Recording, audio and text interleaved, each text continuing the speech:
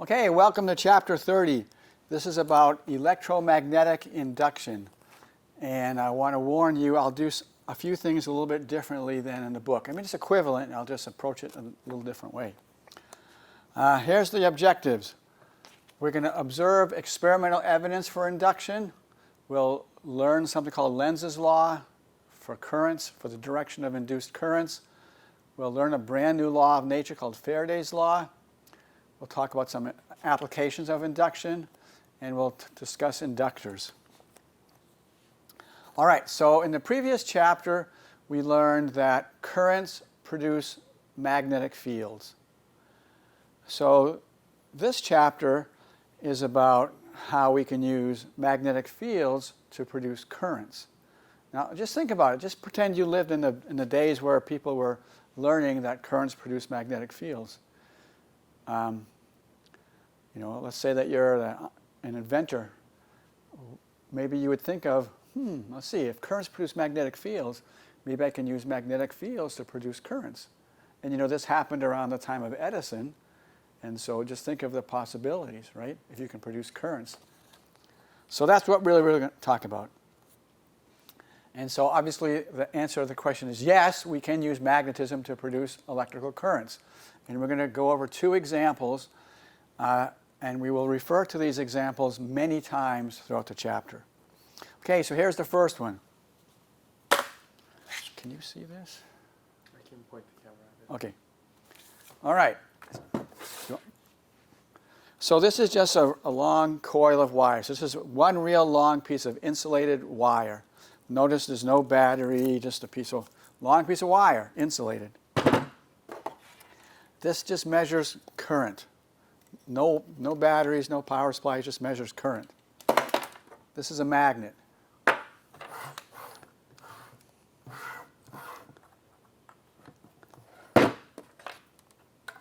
All right, so I connected the wire to the device that measures current. What do you notice? No current. Are you surprised? Shouldn't be, right? There's no battery. There's no power supply. All right? Now I'm going to take a magnet. I'm going to hold it inside the wire. What do you notice? Nothing. Okay, keep watching. Now I'm going to move the magnet. What do you notice? When I move the magnet through the coil of wire, I get a current. Now, I only have two hands, so I can't demonstrate this, but I could hold the magnet still and move the wire, and I would also get a current. Now, also, I can change the orientation of the magnet with the coil of wire, and I'll still get a current. Okay, so look at that. So what we just saw is we can use mechanical energy, right? I mean, I had to move the magnet, right? So we converted mechanical energy into electrical energy. All right? Now, there was a current, right? There was a current in this loop of wire. Well, if there's a current, there has to be a force on the electrons, right, to push the electrons around. So that means that not only did we converted mechanical energy to electrical energy, but we also created an electric field in the wire, right? Remember, F equals QE. So there had to be a force to push those electrons around in the wire, and bingo, electric field. So we created a current, and we created an electric field. And we want to give these things a name. So the current that we produce, we're going to call it induced, right? An induced current. And the electric field, we'll say it's an induced electric field. Now, obviously, if there's an E field, there's also a potential difference, right? We'll call that the induced voltage, okay? So we just created a generator. This is what a generator does. It converts, like I say, mechanical energy to electrical energy. Maybe I shouldn't have used E. Energy.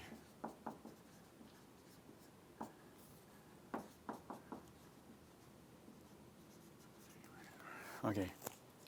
All right, there you go. We'll get back to it, don't worry. Let's discuss another way that you can use a magnetic field to create an electrical current. So this is called motional EMF. Remember, EMF is like voltage. Okay, so here we have this external magnetic field, and it's going in this direction, right? It's going away from us because we see the feathers of the arrow. And let's just say we have a conducting rod, and we're going to push the rod to the right. Now, the rod is made up of charged particles, plus and minus. So let's use what we learned last chapter, the force law. FB equals QV cross B. Let's use that and figure out what happens to the charged particles. So you pause your video and you figure out what's going to happen to the charged particles first. It's crucial that you can do this. Okay, so we're back. All right, the positive particles are going in. Okay, the rod is going this way, so the positive particles are going this way. So the QV is that way. B field is into the screen. So QV cross B up. So the positive particles go up. Okay, the negative particles going that way, so QV is this way. QV is this way, B field is that way, down. So the positive particles are going to go up. The negative particles are going to go down. Well, this means we have a charge separation, like on a battery. Whenever you have a charge separation, that means you have a potential difference, delta V. Okay, so right now we just have a delta V. Now, before I continue, I just want to say something. A long time ago, like maybe a month, we talked about EMF. And we said EMF is the work done to separate charge divided by a unit charge.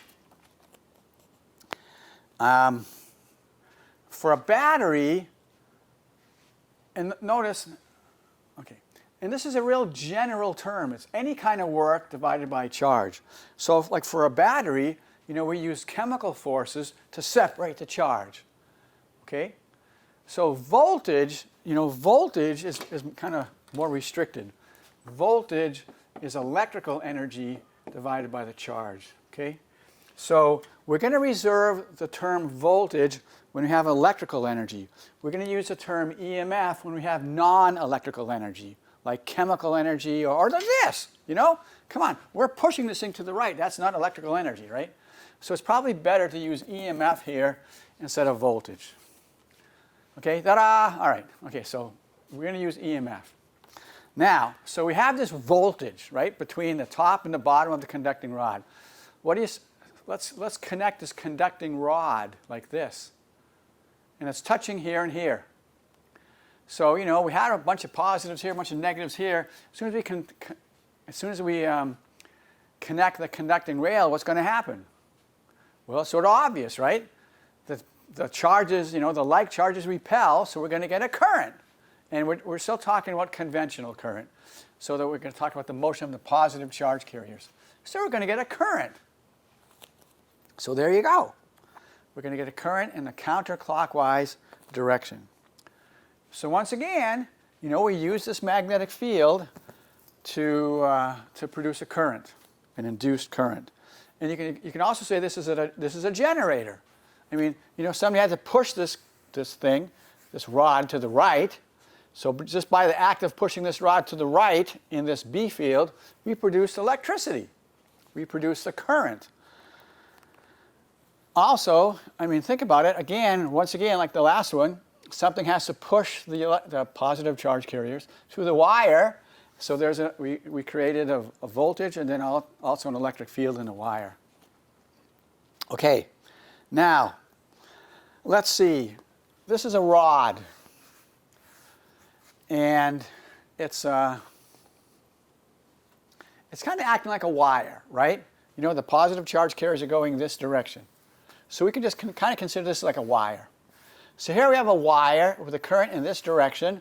We have the magnetic field away from us, and we know that there's a force. Let's use a current one. So it's IL cross B, right? This is for the particles, this is for the currents. So currents this way, B fields that way. So pause your video and figure out the direction of the magnetic force on this. Make sure you can do that. Okay, so we're back. So IL is this way, B is in, so the force is to the left. And that makes really pretty good sense, because think about it. If we just started out with this thing at rest, and then if we moved it to the right, and then let's say that the force was also to the right, that would be like a perpetual motion machine, which violates energy conservation, okay? So all I'm saying is, we have to do some work, right? And the magnetic force is going to oppose us. But it's okay. We can overcome that.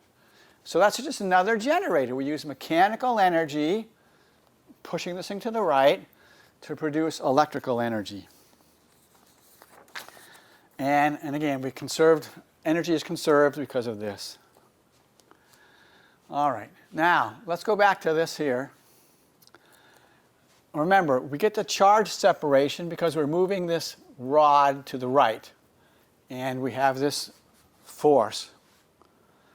Pushes the positives up, pushes the negatives down. Now, are they happy? I mean, do they want to congregate like this? Do they want to congregate like that? Of course not. Like charges repel, right? So it might be easy initially to have the positives gather together, get the negatives gather together. But eventually, well, not just eventually, I mean, as more positives gather, as more negatives gather, it's going to be harder and harder and harder to have them gather because they're all repelling each other. So what do you suppose eventually is going to happen? Well, eventually, there's going to be this strong attractive force between the positives and the negatives, and eventually that's going to equal the magnetic force that's pushing them apart, right? Magnetic force is pushing them apart, electrical force is attracting them. So like I said, eventually the attractive force is going to equal the repulsive force. So let's look and see what happens when we do that.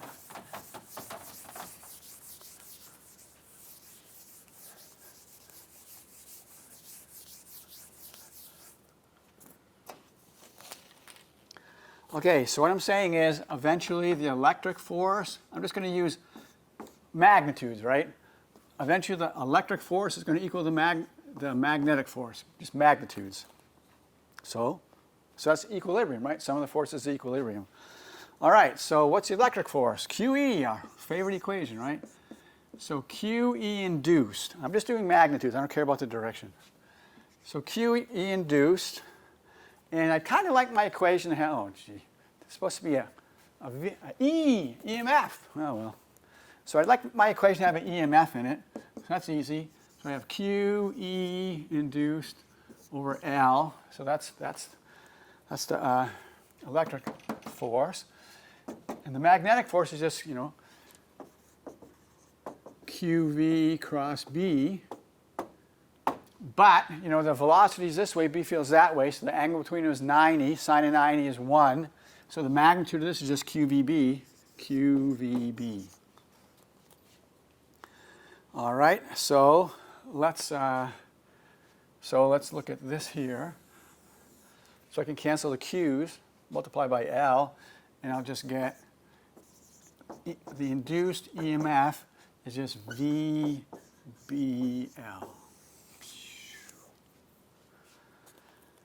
So that's what they call that motional EMF. And I also know that I still have Ohm's law, right? Good old Ohm's law. So, that, right? E equals IR. So I is E over R.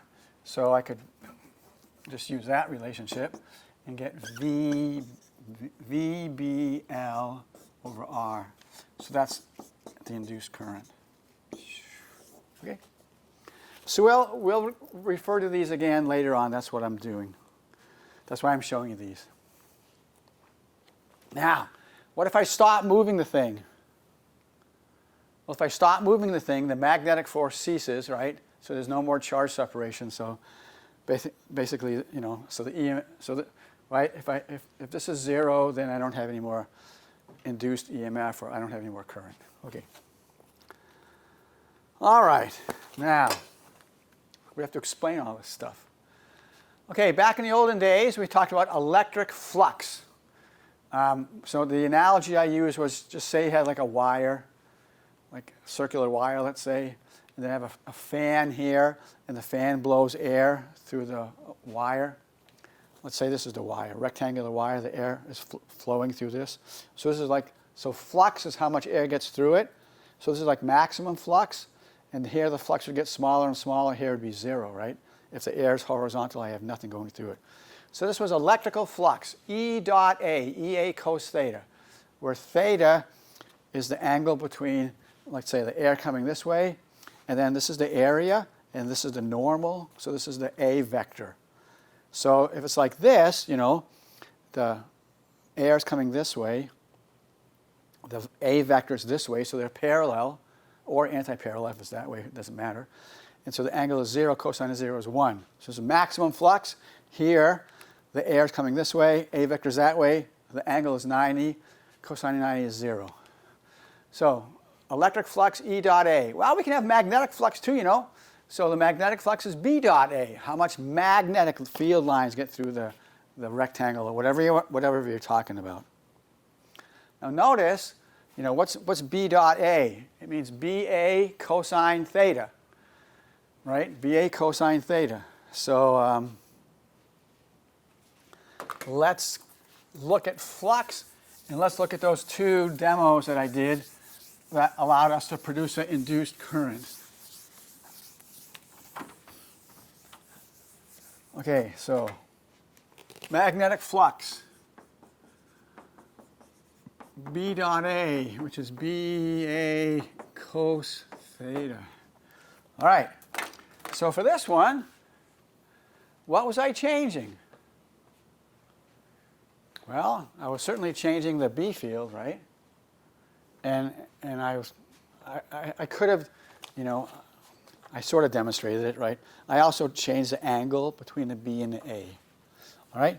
So for this one, I changed the B field, and I changed the angle. I didn't change the area because I can't. You know, that's kind of solid.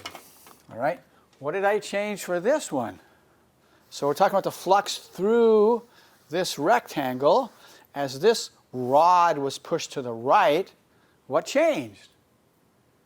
Well, the B field didn't, right? It's constant B field. The angle didn't, so the area changed. So for this one, the area changed. Okay, so basically what I'm trying to say. So what quantity includes all of this? Flux. So it seems to me that, what did we just see here? If you change the magnetic flux, we produced a current. Okay, so that's what we did. We changed the magnetic flux. So that was our observation, but let me refine it. What we really did, so we changed the magnetic flux, and that produced an EMF, an induced EMF. Now, since we had wires, we also produced an induced current. We'll talk more about it. But that's the important thing. We have to change the flux. You know, if I just held the magnet stationary relative to the coil of wire, nothing happened. So it's change of flux. Okay, now what we want to talk about is something called Lenz's law. So Lenz's law allows us to figure out the direction of the current. Is it going to be this way or this way? Or in the coil, you know, it's going to be clockwise or counterclockwise. So this is right out of the book. So everybody pause your video and read it twice or 3 times. Okay, let's go. Lenz's law, the induced EMF resulting from a changing magnetic flux has a polarity that leads to an induced current, whose direction is such that the induced magnetic field opposes the original flux change. Now, if you can understand that, you're smarter than I am, because I think that's incredibly confusing.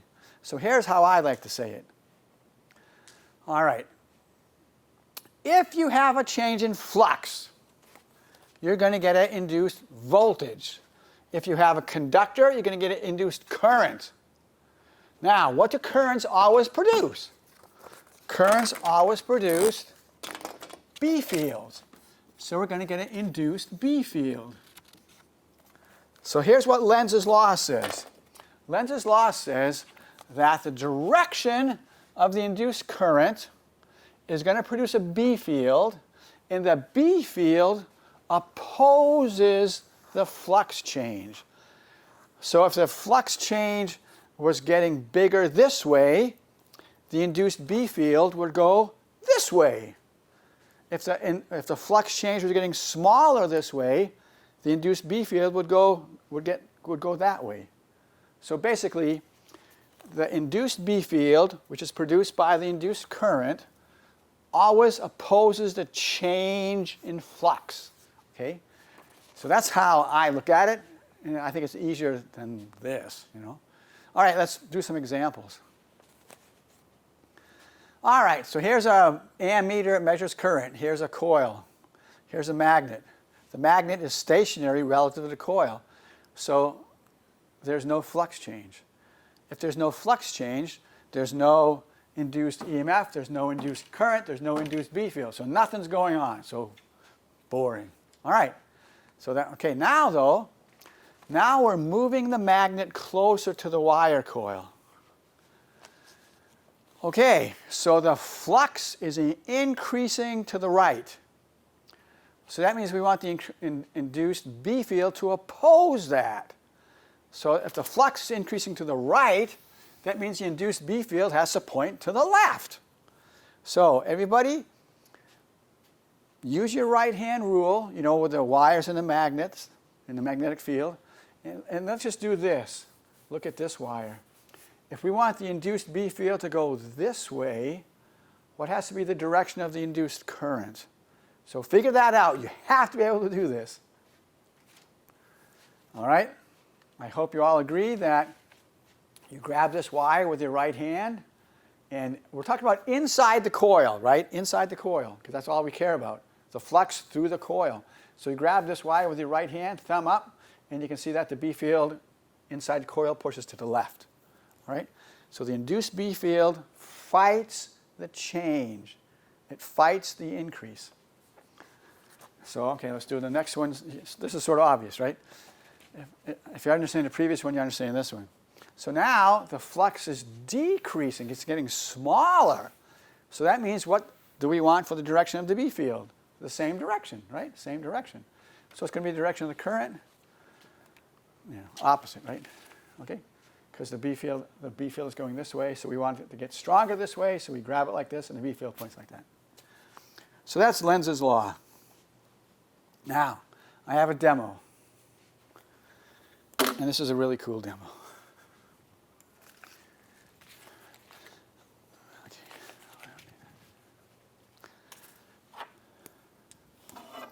So this is hollow. It's made out of aluminum. It's not magnetic. Right? See, watch. Right? This is a magnet. Right? You know, okay. So this is not magnetic. Ah, dang it. Don't do that. All right. Oh, golly. Can you do it? Am I going to break my finger? No, just, you're probably stronger than I am. Just Am I? go like this. That usually works better.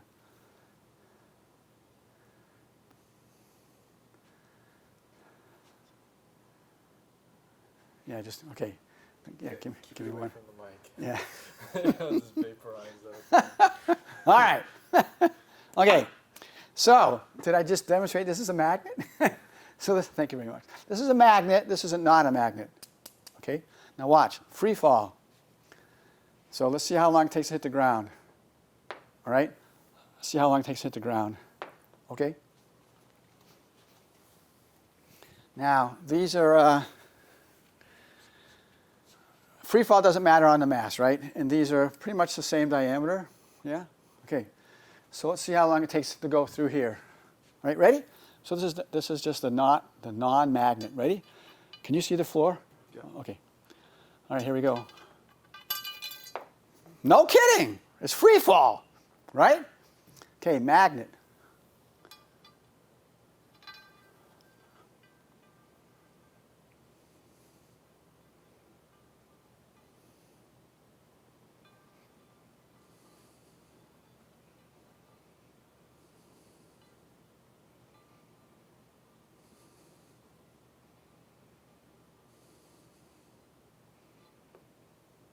Are you impressed? Yes. Now remember, this is not magnetic. What in the world? What happened to free fall? What's the deal?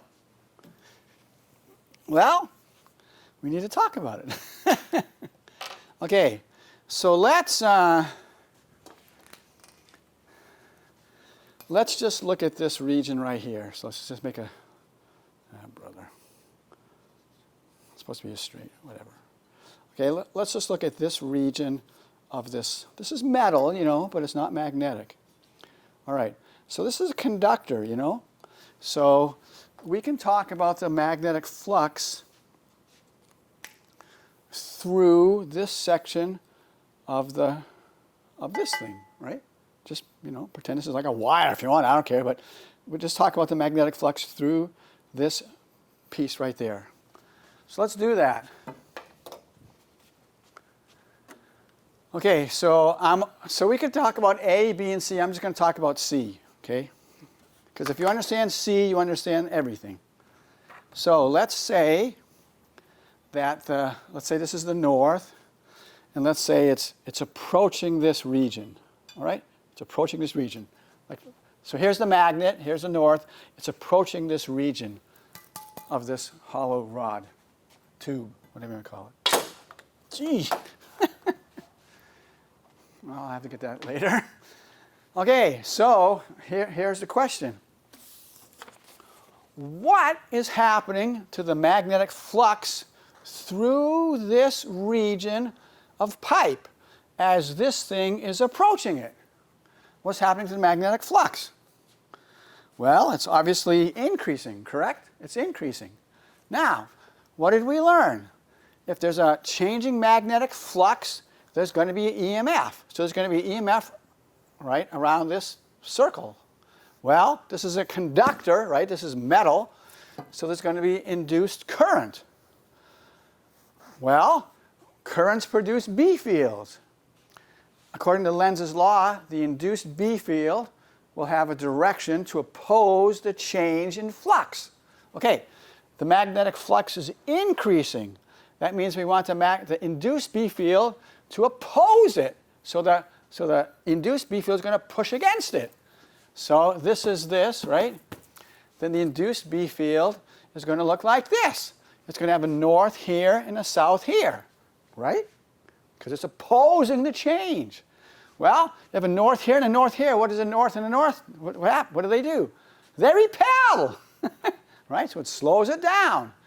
We could have talked about part A, and it would have been similar. Except instead of repelling, it would have been attracting. Okay.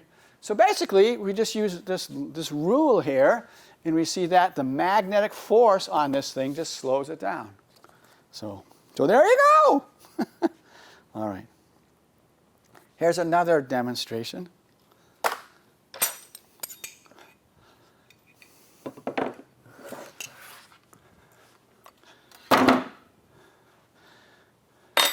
So this is a piece of aluminum, non-magnetic. See, non-magnetic.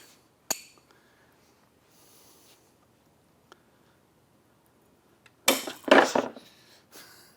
hate when that happens. Okay. All right. So if I change, well, just watch. Calm down. Okay, just pretend I'm a magician. I will make this thing move without touching it. Watch.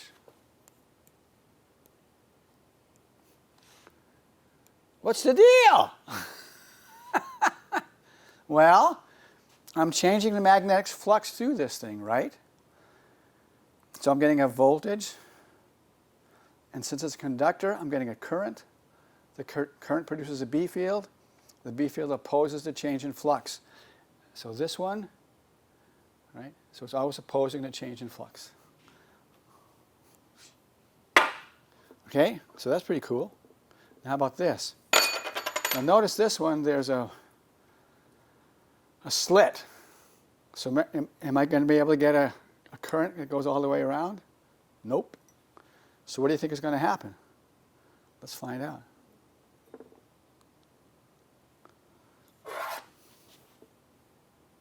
Nothing, right? Nothing, because I can't get a current. So there you go. All right.